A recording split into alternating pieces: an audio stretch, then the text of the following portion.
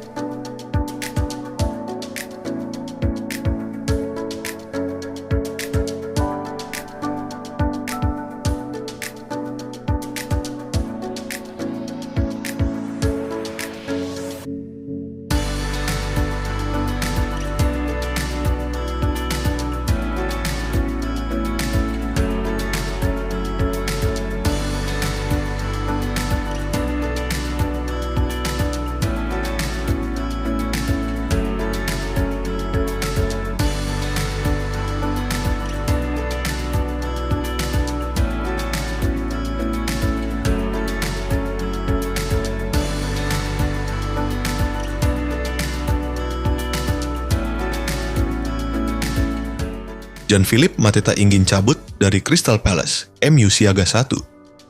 Striker Crystal Palace, Gianfilippo Mateta, dikabarkan sudah menyampaikan ke klub bahwa ia ingin meninggalkan Selhurst Park. Situasi ini ternyata dipantau dengan serius oleh Manchester United. Penyerang asal Prancis itu tampil gacor musim ini dengan torehan 7 gol Premier League. Catatan itu menjadikannya sebagai salah satu penyerang terbaik di Premier League saat ini. Namun belakangan beredar kabar bahwa Mateta berpotensi berpisah dengan Crystal Palace. Sang striker dilaporkan ingin mencari tantangan baru dengan pindah ke klub yang lebih besar. Situasi ini langsung membuat Manchester United pasang radar. Setan Merah memang sudah lama mengagumi Mateta, dan kini peluang untuk memboyongnya terbuka lebih lebar. Dilansir Team Talk, Mateta ingin hengkang secepat Januari. Keputusan ini jelas bikin pusing Crystal Palace di paruh kedua musim, mengingat striker 28 tahun itu adalah sosok vital di lini depan, Oliver Glasner. Meski begitu, pihak klub disebut bersikap realistis. Palace siap melepas Mateta jika ada klub yang memenuhi valuasi mereka yang berada di atas 40 juta pounds.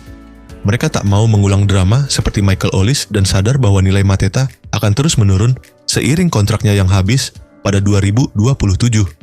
Minat kepada Mateta juga bukan hanya dari Inggris. Raksasa Serie A AC Milan dilaporkan ikut memantau situasi sang striker. Jadi persaingan untuk mendapatkan jasa sang striker bakal sangat sengit. Keinginan Mateta untuk pergi jelas jadi peluang menarik untuk Manchester United. Armada Ruben Amorim membutuhkan tambahan pengalaman di lini serang, apalagi dengan cedera yang terus mengganggu Benjamin Sesko dan minimnya kepercayaan pada Joshua Zirkzee. Mateta punya atribut yang United butuhkan: kecepatan, kekuatan fisik, dan kemampuan duel udara yang bisa menambah variasi serangan. Namun, MU bukan satu-satunya peminat. Klub-klub Liga Champions dari Serie A dan Bundesliga juga disebut siap bersaing memperebutkan tanda tangan Mateta. Bagi Palace, melepas striker utama di tengah musim jelas berisiko besar. Tapi mendapat pemasukan signifikan justru bisa jadi langkah paling aman untuk jangka panjang. Adaptasi lancar, Senne Lammens ingin berkontribusi lebih banyak untuk MU. Kiper anyar Manchester United, Senne Lammens mengaku sudah beradaptasi dengan baik di skuad Setan Merah. Ia bertekad untuk memberikan kontribusi lebih untuk skuad Setan Merah. Lammens didatangkan dari Royal Antwerp dengan harga 18,1 juta pound sterling pada bursa musim panas kemarin. Kiper timnas Belgia itu tak butuh waktu lama untuk merasa nyaman di Manchester United. Setelah mengawali karirnya di MU sebagai pemain cadangan, ia kini naik status menjadi kiper utama pasca kepergian Andre Onana. Sementara Altay Bayindir harus rela kembali duduk di bangku cadangan. Kehadiran Lammens di tim utama MU membawa angin segar bagi Setan Merah. Performa Setan Merah perlahan semakin membaik meski mereka belum tampil dengan sempurna. Dalam wawancara dengan Sky Sports, Lammens mengaku puas dengan start perdananya di Inggris. Ia menilai ia berhasil mengawali karirnya dengan baik, karena ia mampu menghadirkan ketenangan bagi skuad Setan Merah. Semuanya berjalan baik, saya melakukan apa yang harus saya lakukan, memberi kepercayaan diri untuk tim dan menjadi pemimpin dari belakang, ujar Lammens. Saya tidak melakukan banyak hal gila dan itu bagus bagi kiper. Saya tidak terlalu percaya diri, tetapi juga tidak terlalu merendah. Saya hanya fokus membantu ketika tim ini membutuhkan saya. Saat ditanya soal ketenangannya di bawah Mister, Lamens mengakui bahwa itu adalah salah satu kualitas terbesarnya. Ia menyebut sebagai seorang kiper, ia harus bisa memberikan rasa tenang bagi para bek setan merah. Itu memang salah satu kualitas saya, baik di dalam maupun luar lapangan. Kadang kamu harus tegas dan menjadi pemimpin, dan tahu kapan melakukannya itu penting, ujar sang kiper. Saya selalu punya tekanan yang sehat, sebagian besar dari diri saya sendiri, bukan dari luar.